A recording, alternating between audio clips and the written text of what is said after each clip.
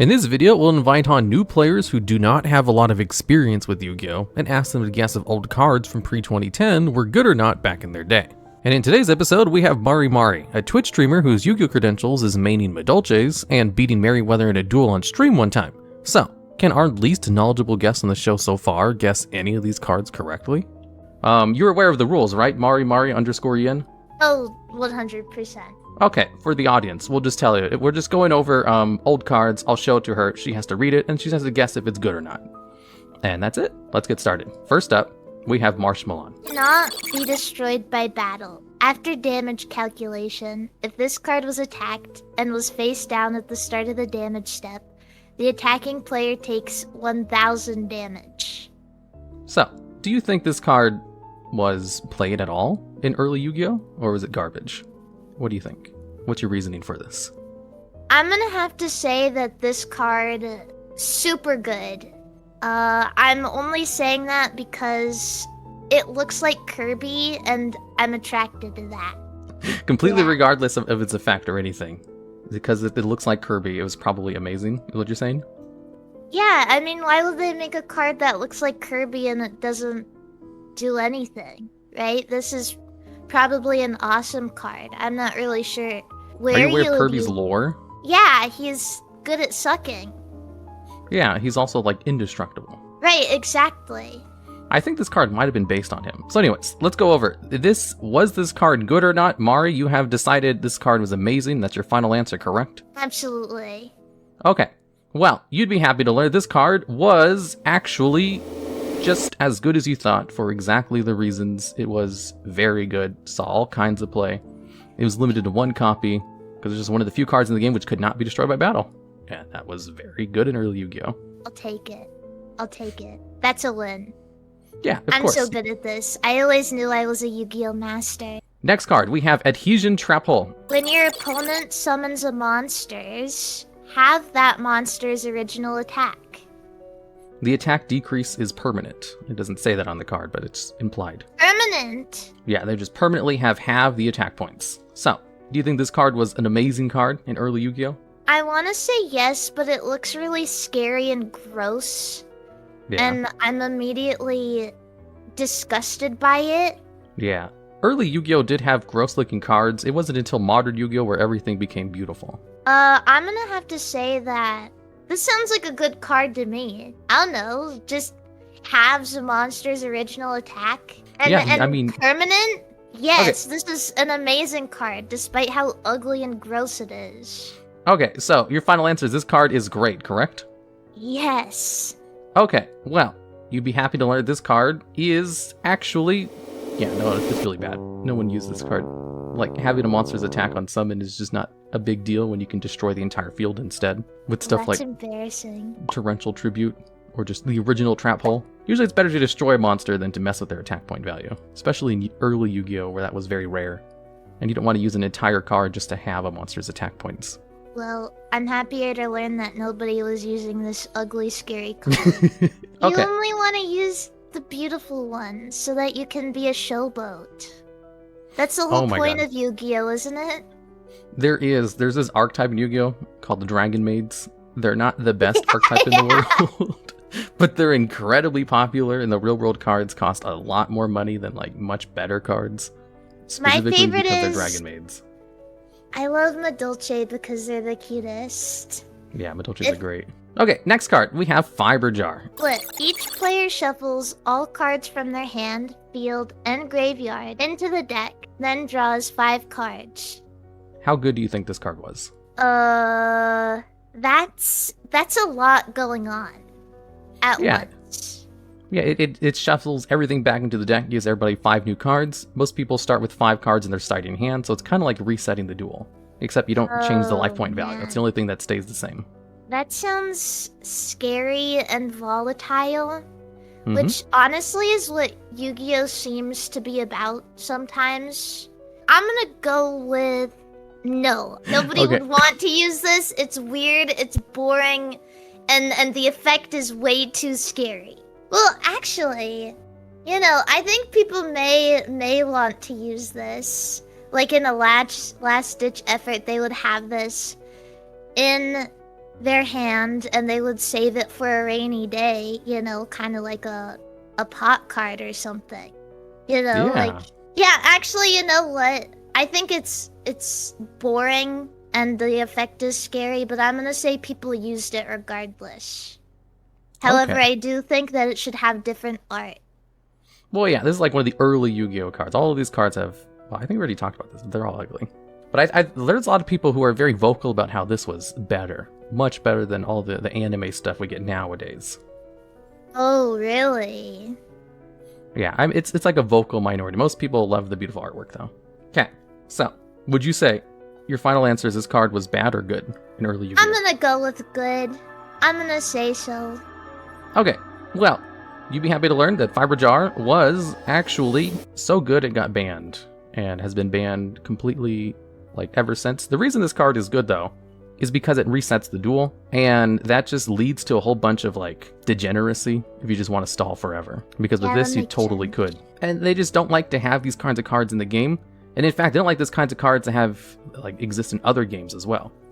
Like, if there is a Fiber Jar equivalent in, like, Magic or Pokemon, they usually ban them. Because the effect is just too ripe for abuse. Maybe I should stop basing all of my opinions based on how much I like the art. I mean, you do what you want. Everybody else in the audience is going to base it off of basically nothing as well. A lot of people like to play along, and a lot of people did not play early Yu-Gi-Oh as well. So usually their guesses are about just as valid as yours. Oh, good. So, let's go on to the next one. Next up, we have Sakurestu Armor. Could you read this for chat? When an opponent's monster declares an attack, target the attacking monster. Destroy that target. So, how good do you think this card was? Well, it looks pretty badass. It's like, right?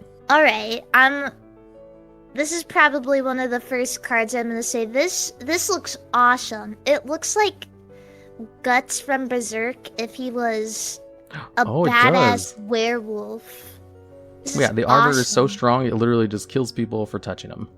Yeah, exactly. It's a trap card. When an opponent's monster declares an attack, target it and destroy that target. Just destroy it? Yep. That's it? Yeah, they're gone forever. Remember, well, I won't even give you any hints, but yes, that's the effect. This card goes hard.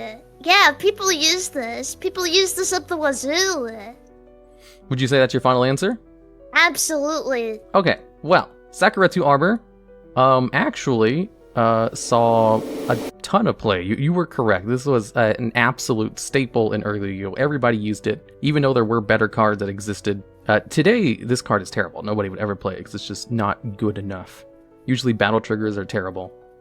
But in early Yu-Gi-Oh! 1-for-1 trade that you can target on your opponent, those were rare. So being able to use it in Sakurestu Armor, it was used like in every deck. So easy staple. Let's go into the next card. Alright. Can you read Deepsea Warrior for us, please? Oh, just like me. Oh. As long as Umi is face up on the field, this card is unaffected by any spell cards. Yeah, Umi is a field spell card that just increases the attack of water-type cards by 200. Not this one, though. It specifically affects like sea serpents, aquas, and fish. So he doesn't gain the bonus since he's a warrior type. But there are other Umi variants that do increase his attack. Okay.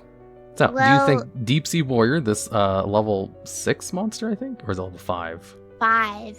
Yeah, level 5 monster who's immune to spell effects was a staple in early Yu-Gi-Oh! Or not? I mean, he looks pretty cool. He looks like a man with a plan. He looks like he knows what he's doing and he knows where he's going. Mm-hmm. However, I don't know. I'm gonna have to say no on this one. I don't think I have enough knowledge, and I feel like there may be like something I don't know. Right? Like, it sounds cool. Like, this card is unaffected by any spell cards. Yeah. But I feel like there's a piece of the puzzle I'm missing, and I'm gonna say no on this one. People do not use this. So your gut feeling is telling you no? Yes.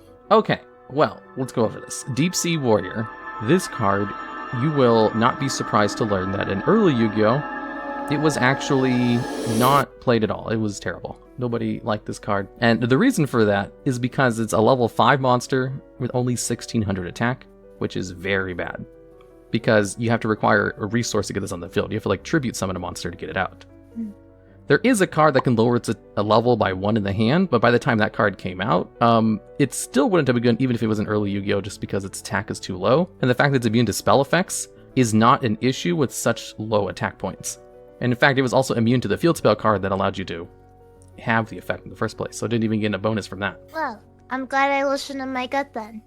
Yeah, your gut was like spot on, because I would think like the fact that it's immune to a third of the cards in the game might cause some newer players to have pause and be like, maybe this card was amazing. And you were even on that train of thought for a bit, and I was like, uh-oh. Yeah, it's my Finn tuition. Yes. Get it? Because I'm a goldfish. All right, and let's move on to the next card. Yes, let's go into the next one.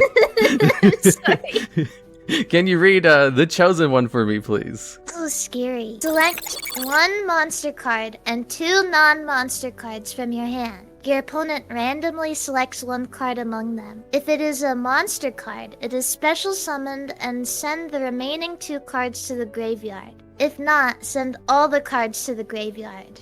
So this card, basically, you choose 1 monster in your hand, and then 2 spell traps. And then your opponent picks 1 at random, and if it's the monster, you get to bring it out for free. And then you send the other 2 cards to the graveyard. That is a lot of words. Yeah, the picture of the card actually kind of explains what it does. It chooses 3 Right. cards, and 1 of them 6 at random, and if it's the monster, it gets to be brought out. Well, so if it's not, then all of the cards go to the graveyard? Yep, and if it's not, then they all go to the graveyard instead. And regardless, even if the monster is chosen, the other 2 cards get sent to the graveyard. That seems like bad chance. Like, I wouldn't trust this card, and I definitely wouldn't trust that spooky face on the card. That scares me, and I'm gonna say people didn't use this. Oh.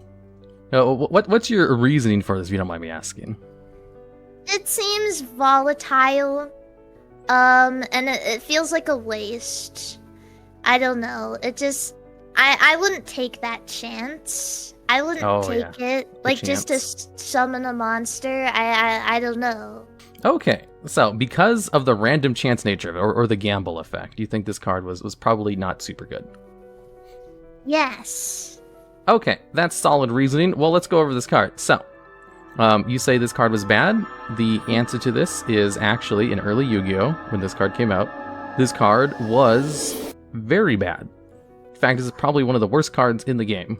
And the reason for that is even if it didn't have a random chance, and you could just bring out the monster, it would still be bad because it's a -3 for 1 summon from the hand.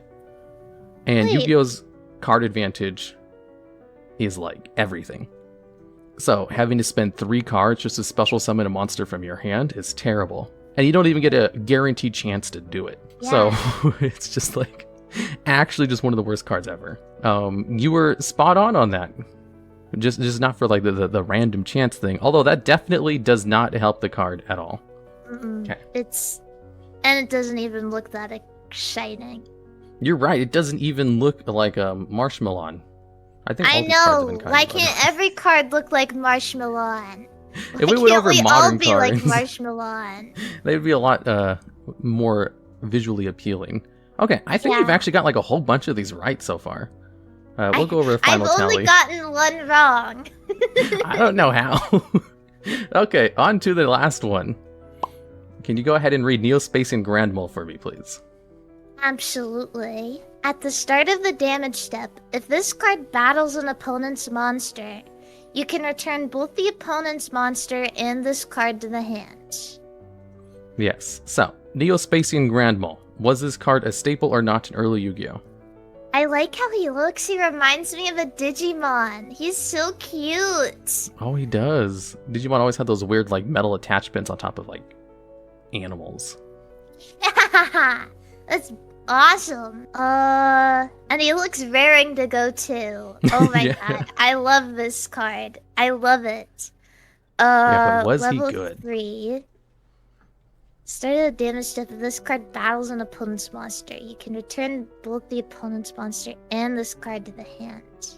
But what would that be for? Bouncing a card in Yu-Gi-Oh! Is generally considered a good effect, because some monsters have effects to stop them from being destroyed. So it's like an alternative way of removing a boss monster from the field. Oh, But whether it was see. worth it to do all that. And of course, he returns himself to the hand too. I'm gonna say that this is a good card. Oh? Maybe that's silly to say, especially because I'm just basing it off of how much I adore this dude. Yeah. I'm rooting for him. In my heart of hearts, I think this guy can pull some crazy shenanigans. I think he's ready to take on the biggest, baddest monsters. And after that, he comes right home to you. Back to your hand. I like him. I think he can do a lot. I believe in him. Okay, so you're saying this card is an excellent card in early Yu-Gi-Oh! Final answer? Yes. Okay, well, unfortunately, I have to tell you that this card is exactly as good as you thought it was. For, like, exactly the reasoning you had. Like, it was actually... You scared me! It was used exactly for what you said. You used it to bounce big boss monsters and it came back to your hand, so you could use it again on your next turn. Like, this card was a menace. Like, everybody hated it because, like, it meant you couldn't have boss monsters because he would just bounce them. And then just come back on the next turn to do it again. And the game was slow enough where that was like a threat. And because he was in your hand, safe, your opponent couldn't get rid of it. Because he was just gone before they had a chance to, like, respond to their next turn. And it was so good, it was limited to one copy for the longest time, and it wasn't removed until, like, modern Yu-Gi-Oh! Like, 2017. Like, way past early Yu-Gi-Oh! Was done. Nowadays, it doesn't see any play, but it was the staple. It was like the Pankratops of early Yu-Gi-Oh! Or, you probably don't know what Pankratops is, but it was very good. And it was exactly for the reasons you said, too, which is hilarious. The cutest cards are always the best. Look at this guy. I'm so happy right now. I believed in him and he really came through for me. Alright, so for this one, I think you got literally every single one right except for Adhesive Trap Hole. So that's like a new record. No one else has gotten this many correct in a single one. I'm impressed with myself. Yeah, that is impressive. Good job. You got 6 out of 10. I don't know if anyone else will actually get all of them correct because some of them are like hard even for veteran Yu-Gi-Oh players because like not even everybody knows all these cards. Did you say 6 out of 10? Are you undermining my hard work? Oh, 6 out of 7. Excuse me. That's what I thought. It's like a 90. That's not 90%, but it's basically all of them. Okay, congratulations, Mari _en. How can everybody in the comments find you on the internet? You can watch my streams on twitch.tv/Mari_en. I'm a hoot and a holler. I'm an awesome time. I love to talk about butthole. Am I allowed to say that? We'll censor anything if you say anything too bad. Okay. And I love to talk, and I don't know when to shut up. So please come by and have a chat because I'm always streaming all the time. I never stop. Yeah. Do you Always have on any the Yu-Gi-Oh grind. streams planned after this? I may potentially have a Yu-Gi-Oh stream planned. I play Master Duel on the very rare occasion. I'm actually learning Fluffles right now, so you may get to see that, potentially. Oh, nice. Excellent. Well, we'll have all your links and stuff on screen and in chat and everything, and thanks for coming on, Mari_en. Hey, wait a second. What? What do I get for winning? Oh, you get a gift basket, which we send to you. I have our people talk to your people, and then we just mail you a nice gift basket. It's amazing. You promise? Yeah, of course. Why would we lie about winning an amazing prize like a gift basket? Oh, good. Yeah. Can I at least get like a really joyous like clapping sounds? Yeah, we'll have the editor put in some clapping sounds at the very end of it. Oh, they thank listen to all this. They take requests. You can tell them to do anything. Thank you. I'll be here all week. Thank you. Yeah. Okay.